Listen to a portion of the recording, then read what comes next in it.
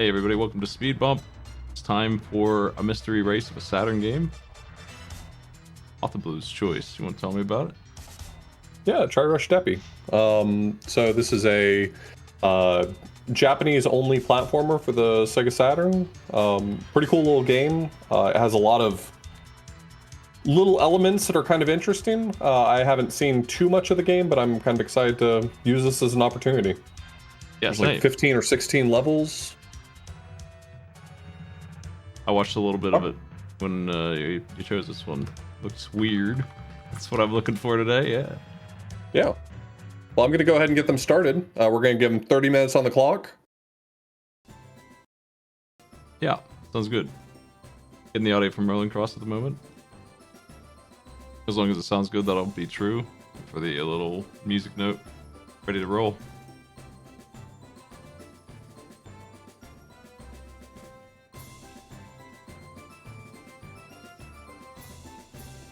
Yeah, this is supposed to be a really good game. This is not one of like my choices for a game to make the players unhappy. This is actually supposedly quite a good game for the Saturn.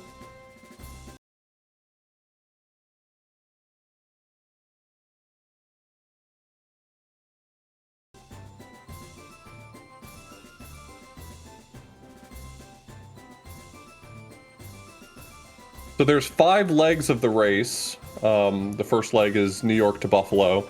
And each leg, I believe, has 3 stages and then finally a final boss. So I don't really know how substantial this game is if you're not trying to get all of the extra collectibles. There's things like the stars, which are tracked by the game. There's some scenes that you can find throughout the game that are referred to as dramas.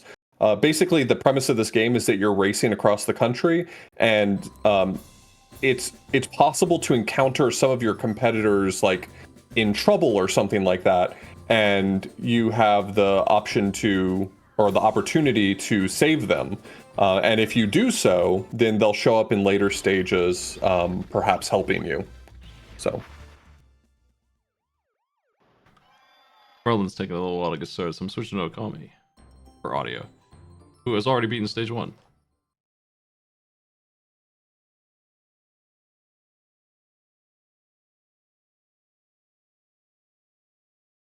I've not played any of the Saturn library, it feels like. I'm just now playing like Rondo of Blood.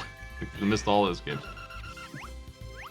Yeah, I've only ever played the ones that have a lot of notoriety, right? So I've played a lot of Virtual Hide, for instance, but the Saturn library is pretty unknown to me. So it's really cool to see a game like this that I would have no reason to really know about, that I would have missed entirely. That's right, Rondo isn't even on Sega Saturn, so what do I know? I've not played any Saturn games.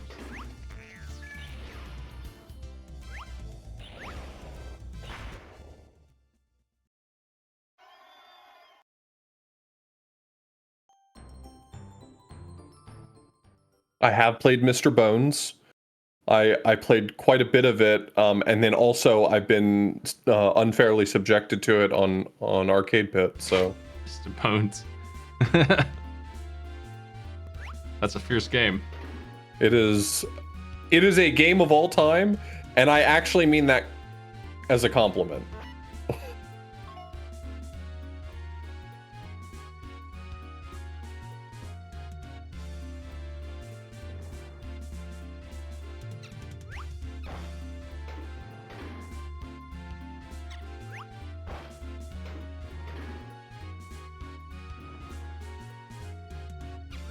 These this platformer, it looks like a Sega game for sure, but it's pushing the boundaries to like arcade almost platformer. And I guess that's what you get with Saturn. That's why I wanted to just check them out, because I feel like there's a lot of games like this in this library I've not seen.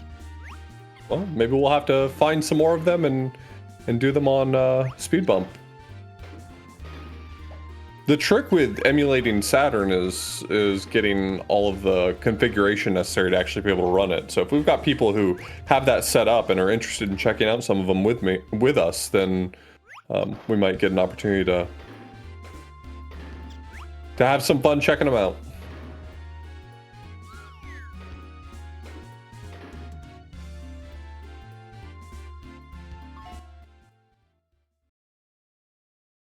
Patty B's got themselves trapped, which isn't really the end of the world. So this game, as far as I understand, someone can correct me, but as far as I understand, you don't really have a health meter in this. You just slowly run out of gasoline. So that fuel gauge down there is slowly creeping toward empty. So even if you get yourself, for instance, soft locked, it's not the end of the world because the timer will run out and you'll have to start the level over.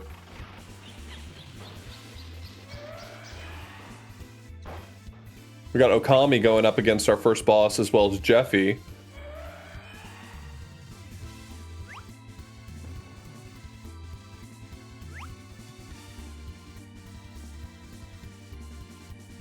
Let me see if I can find these boss names. I had a thing open with all of this.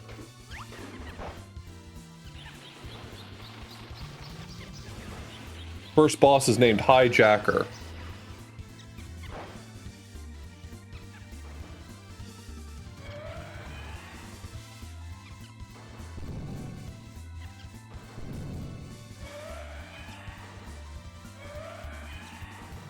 Checking out a list of must-play Saturn games.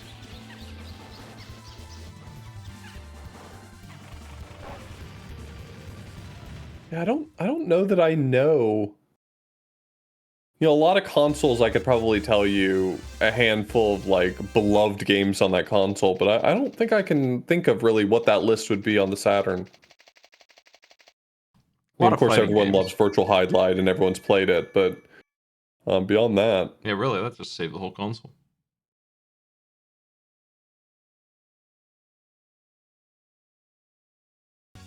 The Panzer Dragoon trilogy. Okay. Okay. Nights into Dreams. Nights into Dreams was on Saturn? I feel like it had a PlayStation version or something, but... Ooh, Radiant Silvergun. I've been told I need to check out Radiant Silvergun as someone who is... I haven't played it, so I can't say I'm a fan of it, but intrigued by... what's the other shmup that Radiant Silvergun inspired, or to the prequel to, or whatever? Ikaruga, thank you. I don't know why that name just escaped me for a moment. That's a really good one. Yeah.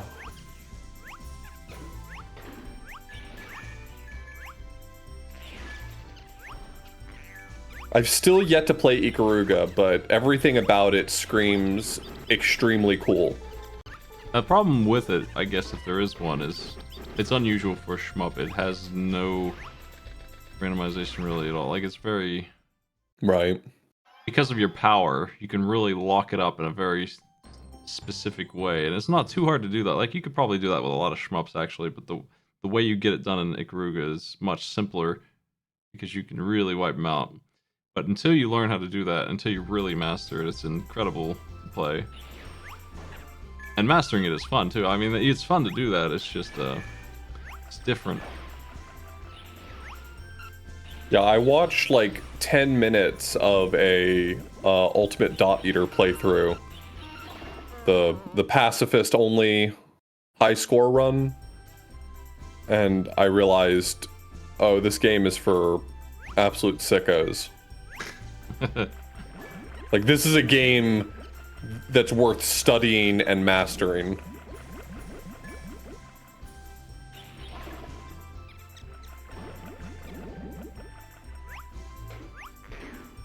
Pretty sure that's a Dreamcast.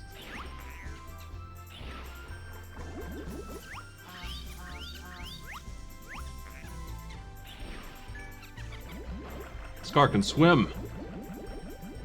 Is there anything this car can't do? So Jeffy is still fighting Hijacker. Jeffy was the second to arrive. Okami made it out, so Okami is now on the Buffalo to Chicago leg of the race. So we're now seeing World 2 in progress. Okami not really all that far from the second boss as far as I can tell. He's got 2-3 and then he'll be heading into the second boss. So far, no one else has cleared the first boss.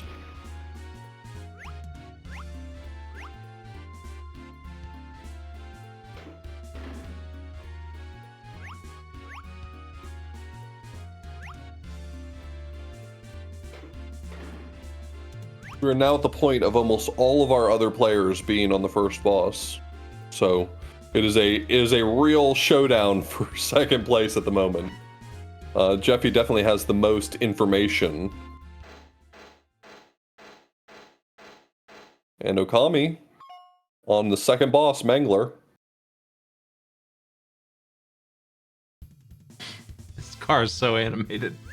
I feel like I'm watching Putt Putt's dad go to war with everybody.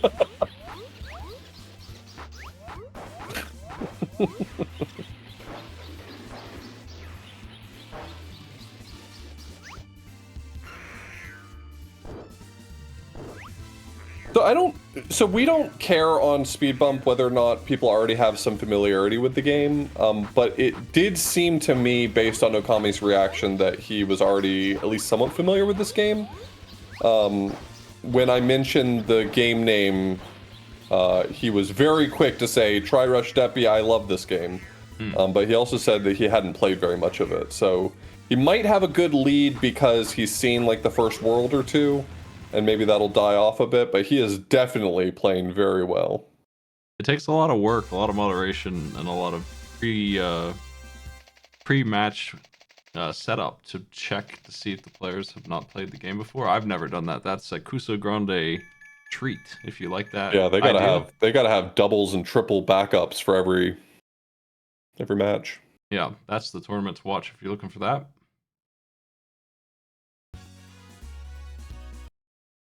That kind of thing just takes a lot of administration. And also, there's really no stakes in these races. We're just having fun, celebrating cool games. So if someone comes in here with some extra experience and they win the race, good for them.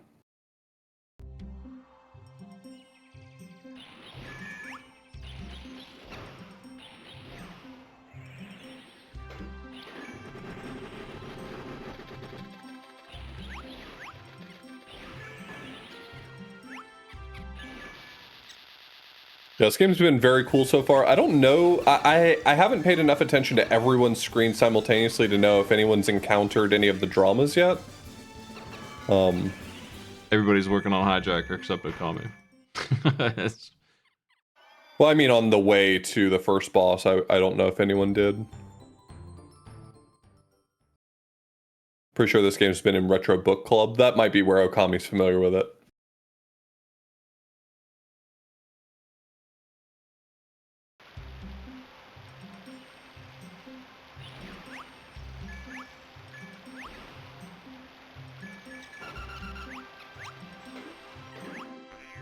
I think that Kuso Grande isn't so much about like players having a willingness to suffer or having some, you know, special tolerance for it, but rather it's people self-select to participate in Kuso Grande, and usually it's people who have learned how to appreciate games like that. You know, sometimes you play a game that's weird, imperfect, but like there's something cool about it. That's usually the reason why it shows up.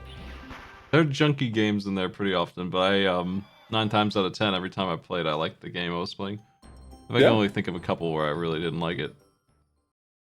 Even when I end up playing a genre I don't care for, usually being forced to kind of sit down and make sense of it for an hour, I usually walk away from it really appreciating it.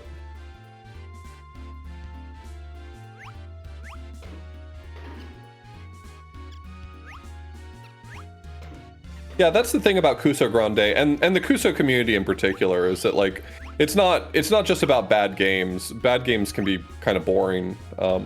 It's usually weird games is a better way of thinking about it.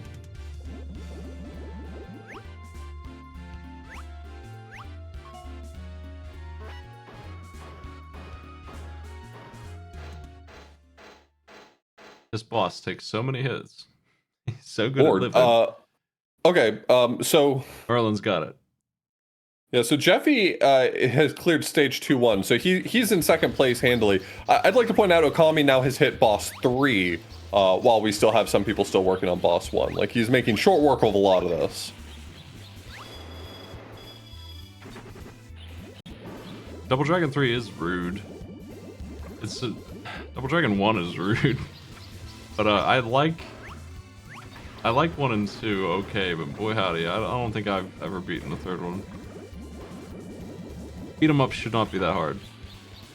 I had my most recent Kusa Grande match yesterday, and I lost really badly. I'm out of the tournament now, but I played a game in a genre I probably wouldn't have checked out on my own. I played Vortex. Have you ever played that for the Super Nintendo? Yes. I had never played that before, and it definitely feels like what if Star Fox did something with the idea. Oh, Digi has just like... Okay, I thought Digi was going to clean that up handily. I really enjoyed Vortex. I thought it was a lot of fun. I was really intrigued by it.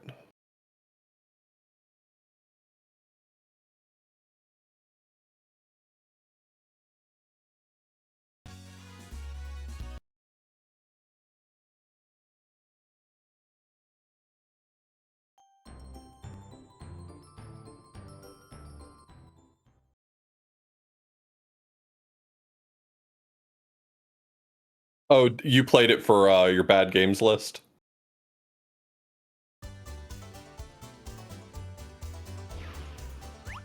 The strangest game I played was a homemade platformer made by children from like 2000 nothing. The children... You played that in Kusa Grande? Yeah. They later... Sounds like you either had Jeff or Corndan. I lost to Proton John in it, and later I went back and beat the game, and the developer, now in their 20s or 30s, finished the game and gave it to us. Fantastic. I have no idea what it was called. Something Galinus, maybe? I can't remember.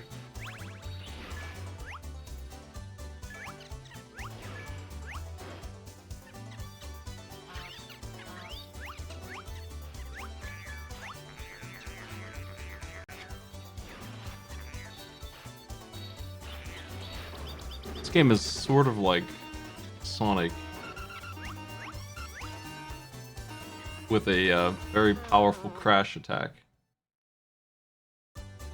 Yeah, it definitely feels like it takes a lot of ideas out of Sonic's playbook for level design. A lot less choice, but a lot of variety to how you can move through the stages, which sometimes I like, sometimes I don't.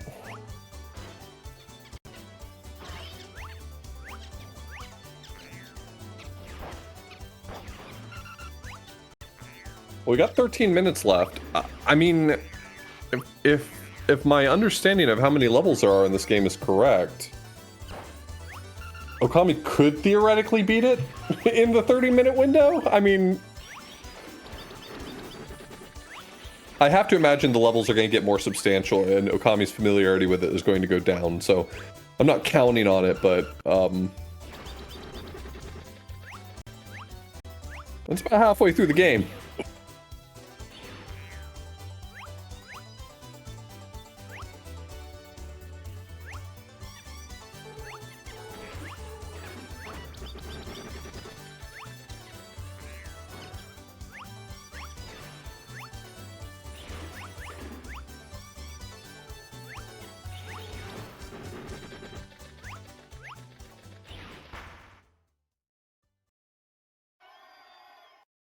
Well, we got pretty much everyone out of World 1, finally. That boss was definitely giving people trouble. Digi being our last holdout on the first boss, who's had some really good attempts on it. So many hits. Looks like you can really pour on the damage before you have to give up the cycle.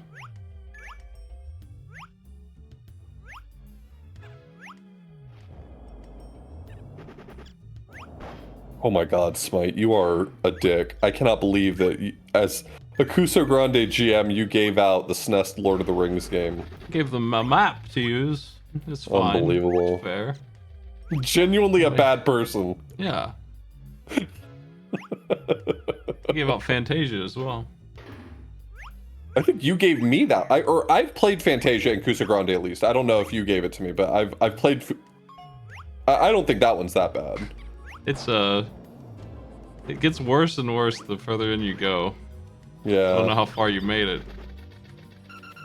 It's definitely the worst Genesis game I've currently played in my little ratings book that I'm starting to pour in. Okay. I knew it was bad when I went in to rate it. I was surprised to see that it was actually the worst damn thing. At the end of the game, they completely just lose sight of how to even make a game anymore. It's not even, I don't even know how to describe it. It's like the blocks that you need are invisible and up in the sky, and you have to just find them, and there's no indications of anything, and a million enemies are spawning in, and the bosses just kill 100 of them, and the floor is fake sometimes. And you have to press down to kill enemies and stuff. It's so bad, and it's ruining classical music at the same time. And it was discontinued because it was not approved officially by the Disney family.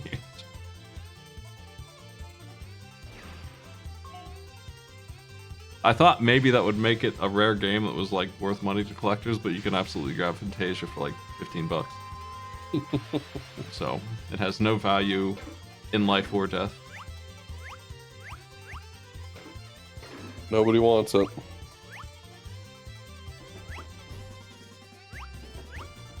Alright, well, Okami's coming up on boss number 4.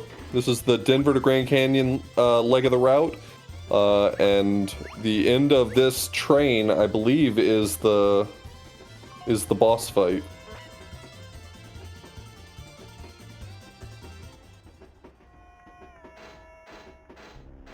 Dead.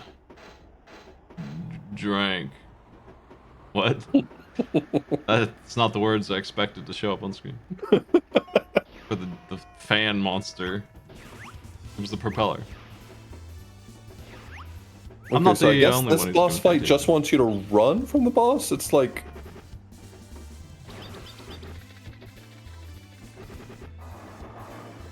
Oh, Okami, no! Seems unfortunate.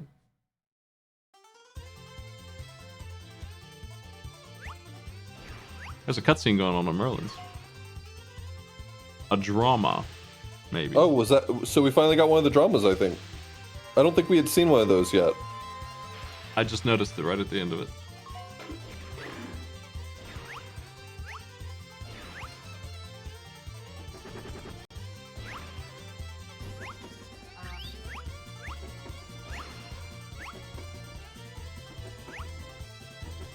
This game looks tough. Yeah, I mean, I think we've definitely given some meaner games in SpeedBump.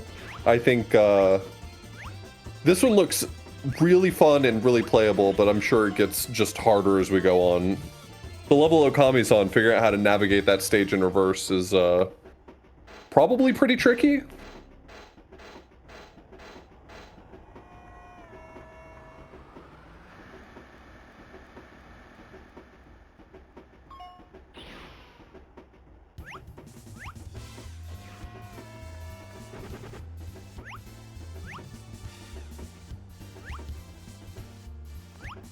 Okay, I think Okami's got the right idea this time.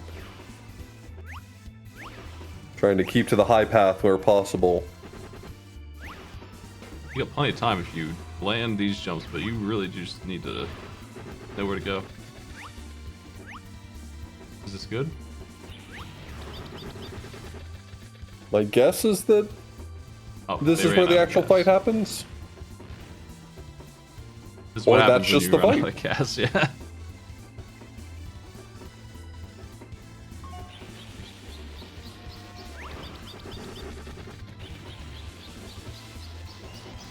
You fight this transformer with lasers? I don't think that they should be giving Transformers lasers.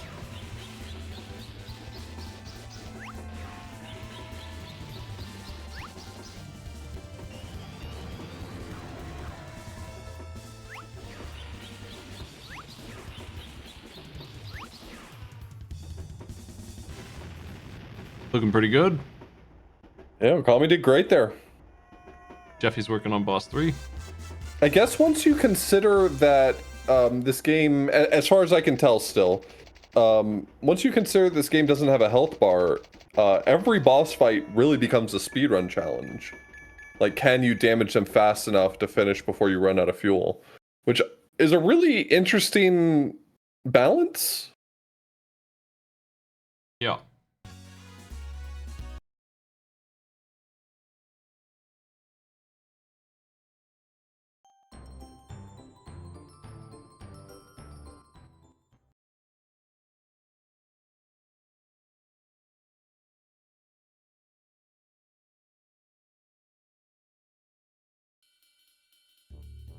Five minutes left. Akami is in Vegas. Digi's working on boss 1 still. This guy is so tanky. Yep, so Okami's on the Grand Canyon to Los Angeles leg, so that covers Las Vegas.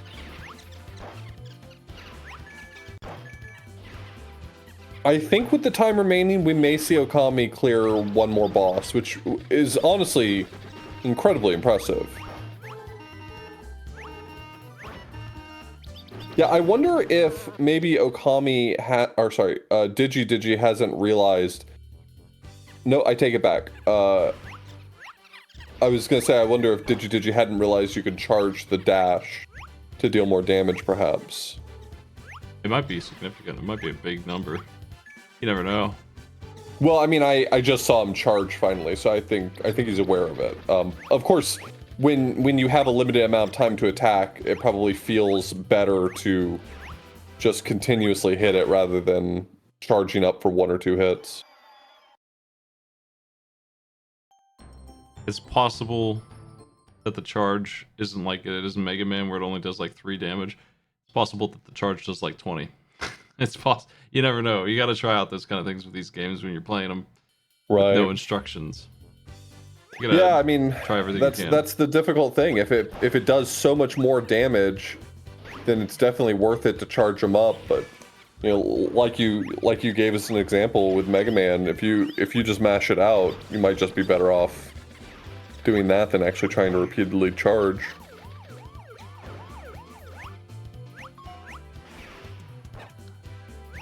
Not that this is a Kuso game, but since we brought up playing games with no sight, one of the tricks to being good at that is to find your verbs. Just get good at finding how many actions you actually have. Digi's done it.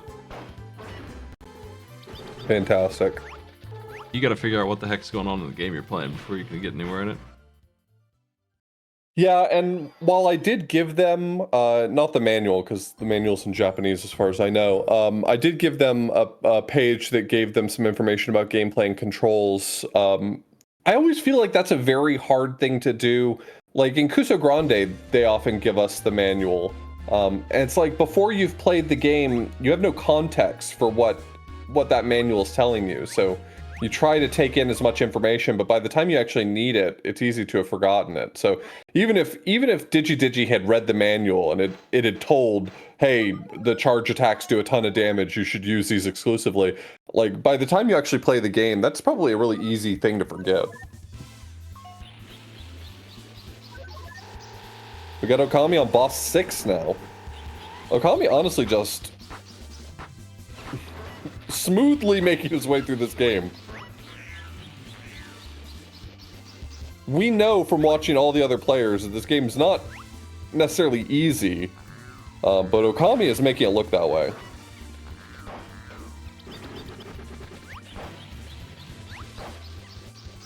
A lot of boss fights. Yeah, there's one at the end of every 3rd level. I believe that the lore for this is that those are the racers, or no, those aren't the racers. The racers are the ones that you encounter with the dramas. Jeffy died right in front of a gas tank. Oh, unfortunate.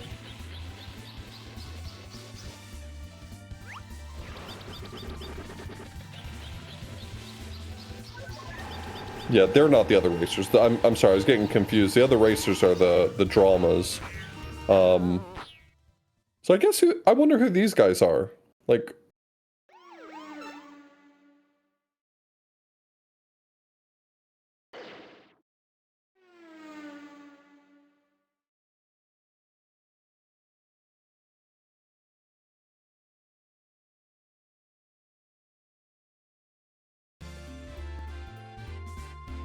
That charge takes a long time to get all the way up, and that tells me that it's powerful.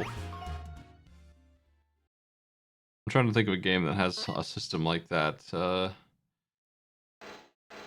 a couple of like SNES hack and slash kind of games that have a charge bar that is like Yeah. representing stamina, and when you swing without it, I think unfortunately King Arthur and Knights of Justice is one of them. If you swing before the bar is full, you barely do anything. The bar is well, like Darkman says, not linear. It just multiplies. Right. Illusion of what is that game? That game that is not. I'm trying to remember that game that is in the series. Secret of Illusion of Evermore. Gaia? Secret of Evermore does that with the bar, and I guess it's a mana game too, of a sort, right? Like an offshoot of it. Right.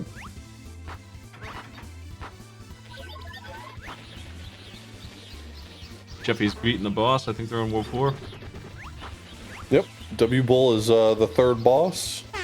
So that puts Jeffy into Right in time. Right in World time. 4. A lot of players are on that boss.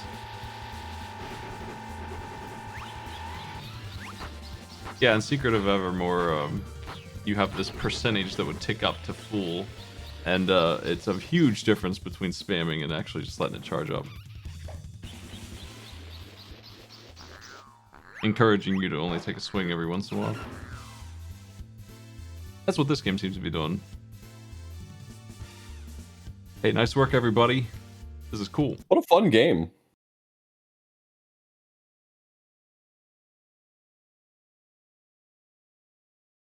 I'm gonna check the ranks that we have listed here. It looks like everybody's updated the score.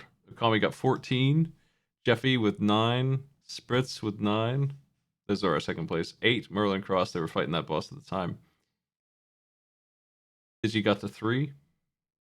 I think Patty Bees might be the only one who hasn't logged theirs, and Patty Bees is at 8 right now, as of. That's right, yeah. As of this moment.